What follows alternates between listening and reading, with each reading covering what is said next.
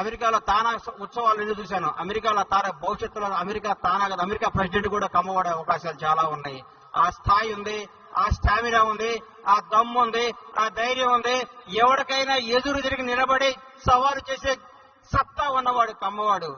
చెరువులో పడ్డాడు ఈత్తం చూశాం, వాగులో పడ్డాడు కొట్టుకురావటం చూశాం, బోర్లో పడ్డ పైకి లేసేవాడే కమ్మవాడు. మామూలుగా బోర్లో పడితే ఎవరైనా చచ్చిపోతారు. బోర్లో పడ్డ పైకి రాగలిగే కెపాసిటీ ఉన్నవాడే కమ్మవాడు. కమ్మవాడిగా పుట్టినందుకు గర్విస్తాం, కమ్మవాడిగా పుట్టినందుకు ఆనందిస్తాం. ప్రతి ఒక్కరికి చెప్తున్నా, లేని కమ్మ పిల్లల్ని కమ్మ ఒక్కరిని ఆశీర్వదించండి, ఆదుకోండి, వీలైనంత సహాయం చేయండి. మేము పెద్ద పెద్ద కంపెనీలు పెట్టాం, మేము పెద్ద పెద్ద డాక్టర్లు అయ్యాం, మేము పెద్ద పెద్ద ఫ్లైట్లు కనిపెట్టాం కాదు. మన కమ్యూనిటీలో కష్టపడ్డ యువకుల్ని చేయి అందించండి, వాళ్ళకు భవిష్యత్తు ఇవ్వండి, వాళ్ళ జీవనోపాధికి సహకరించండి.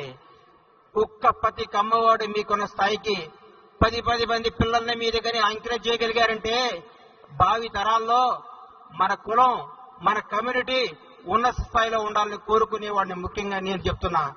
రవి అస్తమించిన దేశం ప్రతి ఊళ్ళో కమ్మవాడు జెండా ఎగరేస్తున్నాడని కొత్తగా తెలియజేసుకుంటున్నాం. నన్ను ఒక ఆయన అడిగాడు, అరే కమ్మవాళ్ళు అంటే ఏంది అని.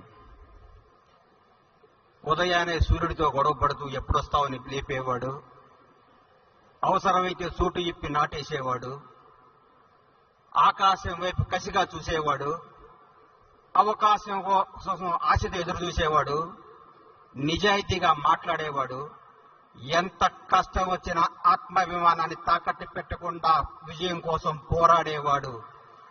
నువ్వు మీసాల వైపు తిప్పుకుంటూ నేను సాధిస్తాను అని తపనతో పరిగెట్టడానికి చిరుతలా పరిగెట సిద్ధంగా ఉన్న యువకులు ఉంటారు చూడండి, అదే కమ్మవాడు అని చెప్పా. అన్ని కులాల్ని గౌరవిస్తా, నా కులాన్ని అభిమానిస్తానని చెప్తాను. నిజం చెప్తున్నాను సార్, కమ్మవాడంటే కష్టపడేవాడు, కమ్మాడుంటే కసితో బతికేవాడు, కమ్మాడుంటే కడుపులో తీసి పెట్టేవాడు, కమ్మాడుంటే ఎక్కడ బతుకు తెరువు ఉందో అక్కడ పరిగెత్తుకుంటూ పోయేవాళ్ళు.